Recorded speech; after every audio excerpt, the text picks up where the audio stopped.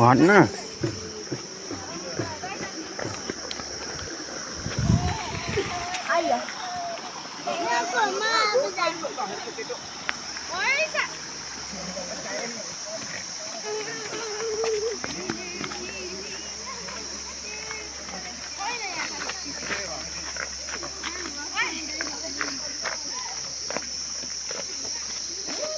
Bay là bạn lại là vui.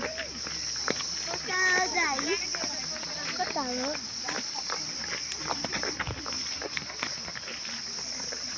कि ठुला होला जाने कि ठुला होला जाने कि कि ठुला होला जाम घुम्दै घुम्दै आम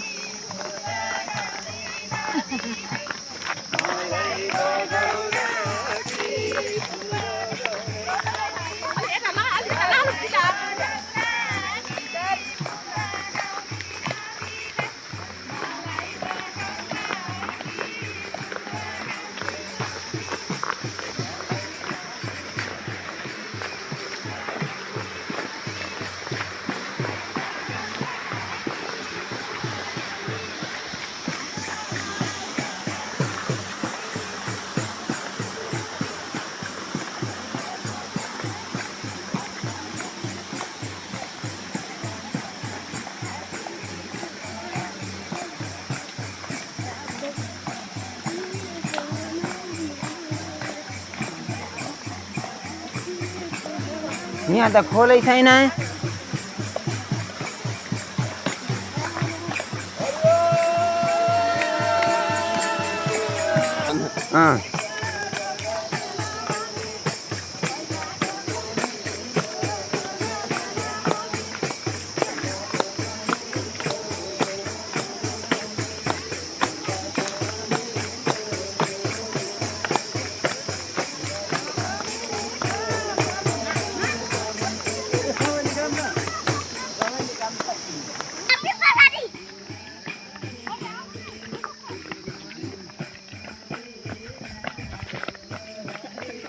अगर नहीं ना हमसँग सँगसँगै हिँड त गीत सुन्ने हैन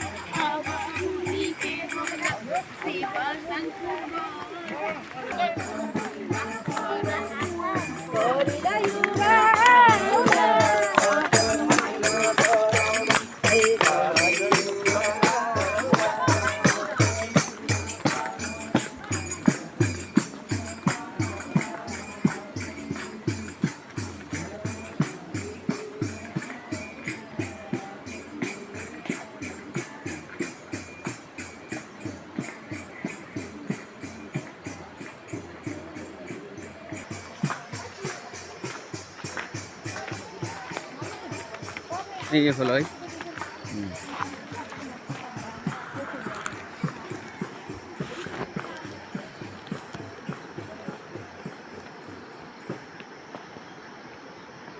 भाई के फॉलो हुई यार इतना साइड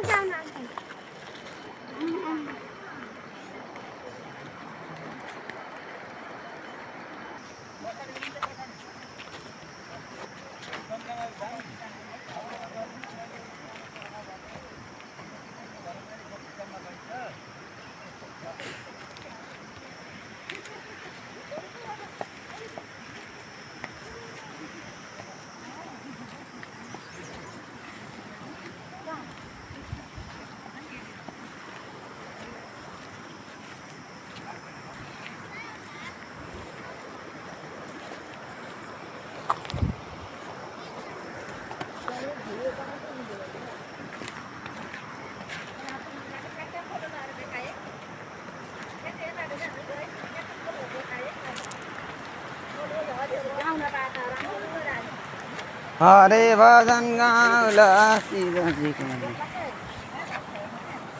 कता गाउनु भयो भदन फेरि?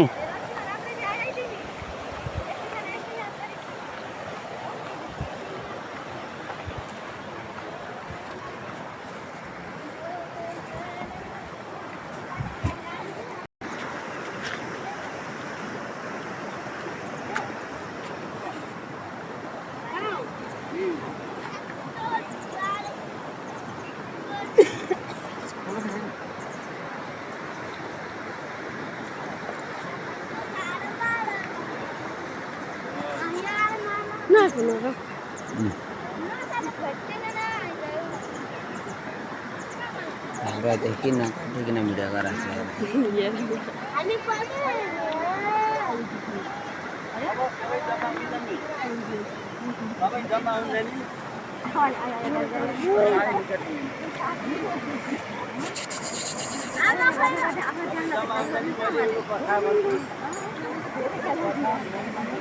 कर्म गरेर खानु, कर्म नगरिकन भरोसा नगर्नु, यो कथाको शीर्षक छ।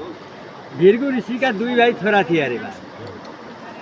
दुई छोरा मध्ये दुईकै महात्मा हुन खोजेका थिए।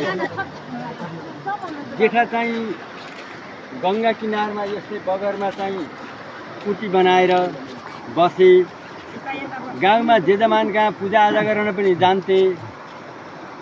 अनि पछि खाली भएका बेलामा यस्तैमा आँप, कटहर, लिची, मेवा, केरा, अन्य जातका फलफुल लगाएर बगैँचा, पुरै ठुलो बगरमा बगैँचा बनाएको। कसैका पूजा गर्न जाँदाखेरि उनले फलफुल आफ्ना फलेका प्रसाद लिएर जान्थे र आफ्नै प्रसाद लिएर जान्थे।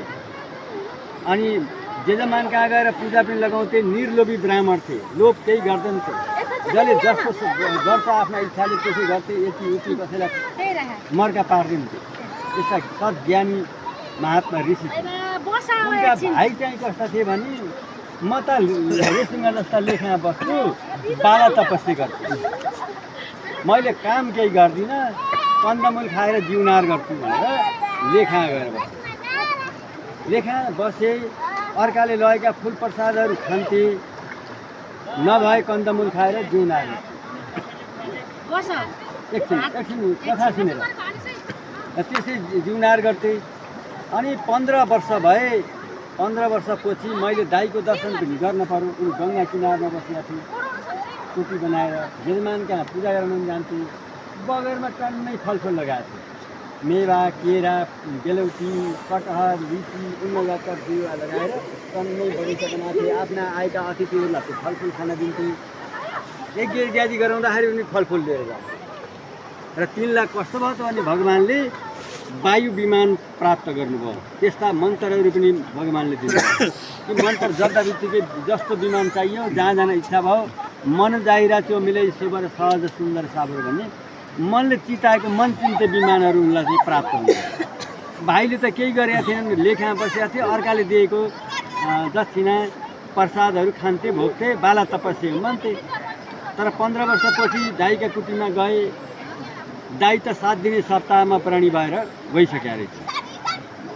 आज जसो तिनी सप्ताहमा गइसके दाजु, भोलि जसो भाइ दाईलाई भेट्न भन्दै र गङ्गा स्नान गर्न भन्दै गएका थिए। दाई भन्छन्। दाई नभएपछि के गरे भने अब दाईको कुटी त हो, अर्काको त होइन। मेरो कसले के भन्छ र भनेर उनले त्यो साङ्लो भन्ने तोडेर कुटीमा पसे, त्यही बास गरे। तर बगैँचाभरि फलफुल थिए, बेलौटी पाकेका थिए। हाँगा तानी भाँची चाहिँ बेलौटी टिपे। अनि मेवा पाकेका थिए। हामीले टिप्दा यसो घुमाएर टिप्छौँ, अरू नझरिसक्छ। उनले यसरी झार्दाखेरि चढेर खुरी खेलेर झारे, कोही ढुङ्गाले हाने, भुइँभरि धेरै नोक्सान गर्थे। 6 दिनसम्म त्यो बगैँचामा तिनी रमाएर बसे। खाए नखाएका भुइँमा नोक्सान गर्दै गए। उता दाजुले चाहिँ 7 दिनको सप्ताह पूर्ण गरेपछि अब फिर्ता हुन्छु भनेर फुलपूजा टिकाटाला गर्ने बेलामा आकाशवाणी भयो, हेर पण्डित, तिम्रा घरमा चाहिँ कोही अनिष्ट मनुष्य आएको छ, त्यसलाई श्राप दिम, 1000 वर्ष नर्कवास, 100 वर्ष शूद्रवास, त्यसलाई श्राप भएको छ भन। अनि उनले भने ओहो, मेरा घरमा मेरै आफन्ती आयो होला, त्यसलाई यस्तो ठुलो श्राप पर्यो। को रहेछ भनेर उनले फुलप्रसाद लिएर घरमा सरासर आउँदा त आफ्नै भाइ बगैँचामा हेर्दा जतासुकै फुल जम्मै खसेका छन्, नाश गरेका छन्। उनले त जोगाएर चाहिएको पाकेको मात्रै टिप्थे। अहिले त काँचा पनि टिपे, भैँउली खसाले भाइदिए। उनले दुःख गरेका थिए। त्यसपछि दाई आउनुभयो, मैले ढोगिदिन्छु भनेर चाहिँ सिधै ढोगिदिनु लाग्थेँ। दाई मलाई नसु, म भर्खर यज्ञ समाप्त गरेर फुलप्रसाद लिएर आएको छु। तिमीलाई आकाशवाणीले शूद्र भनेर भनेको छ।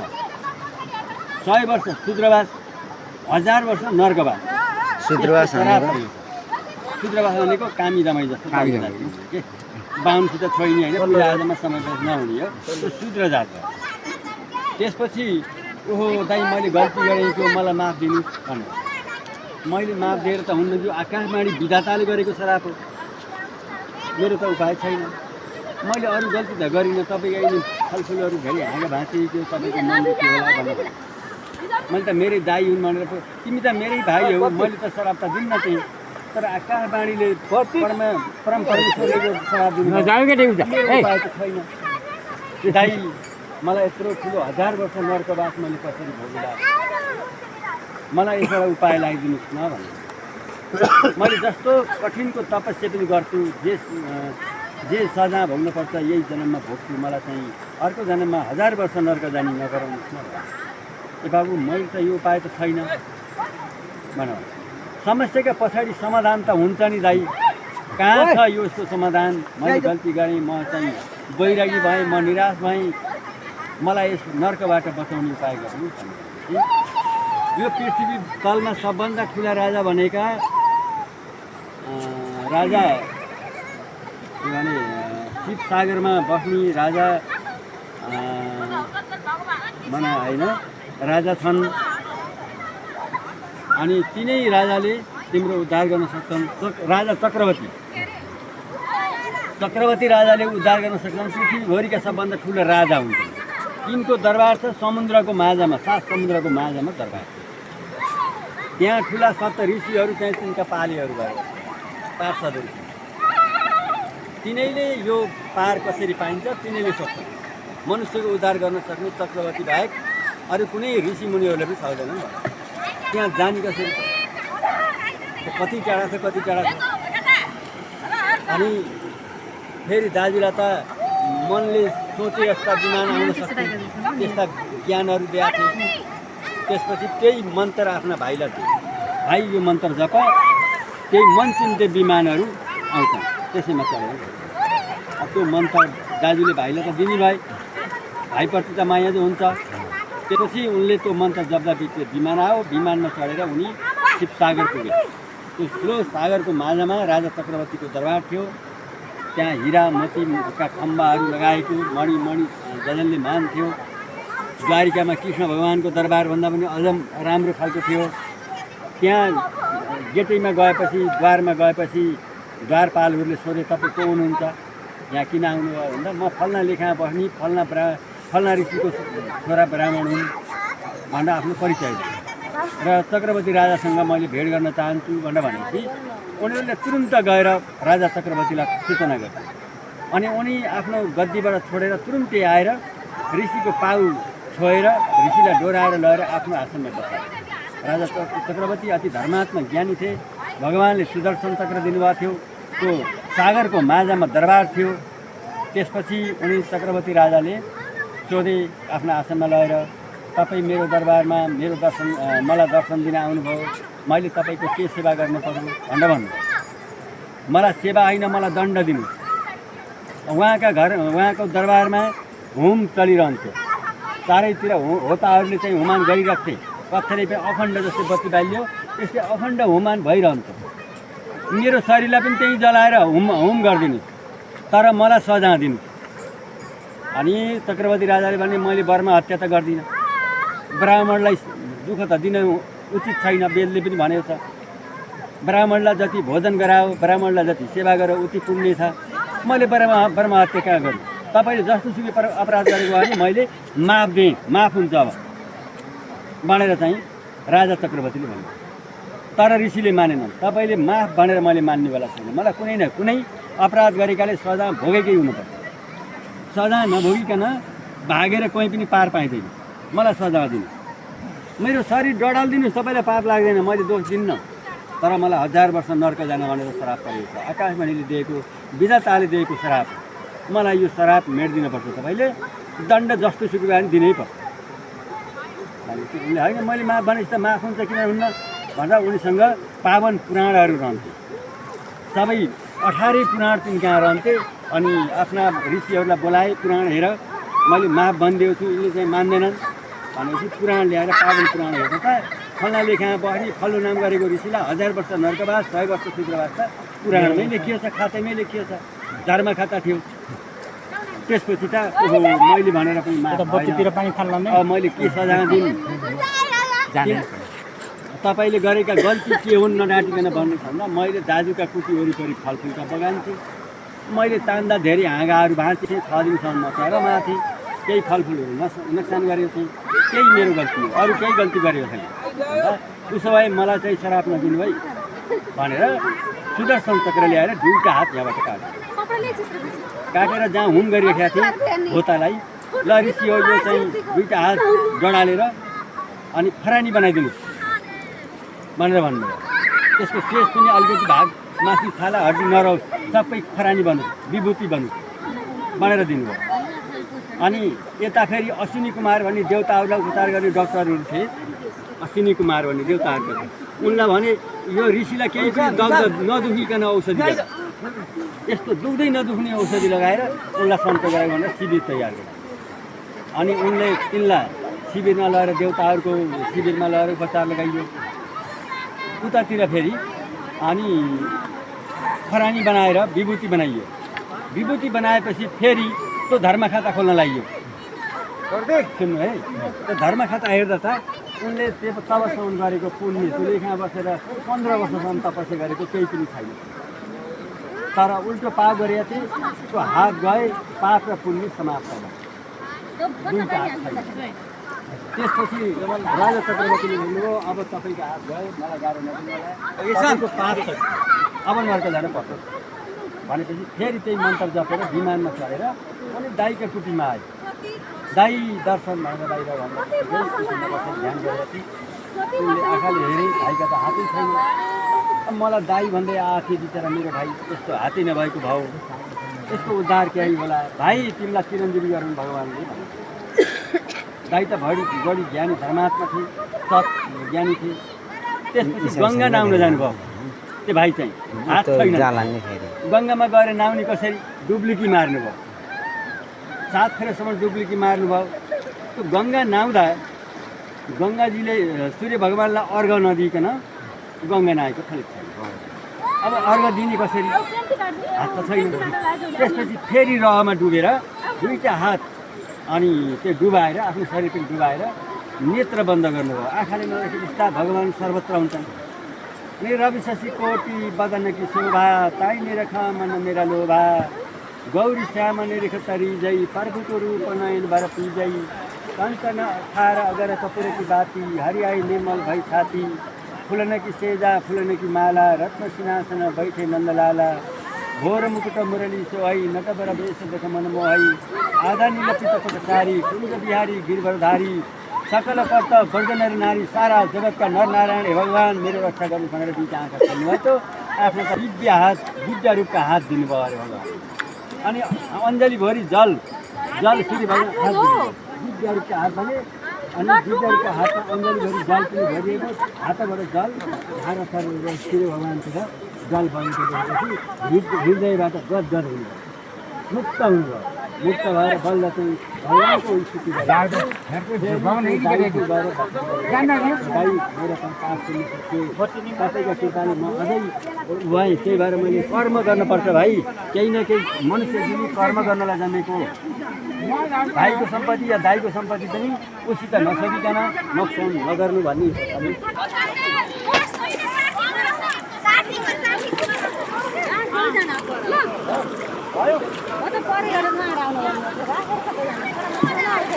ओ यता नआइयो।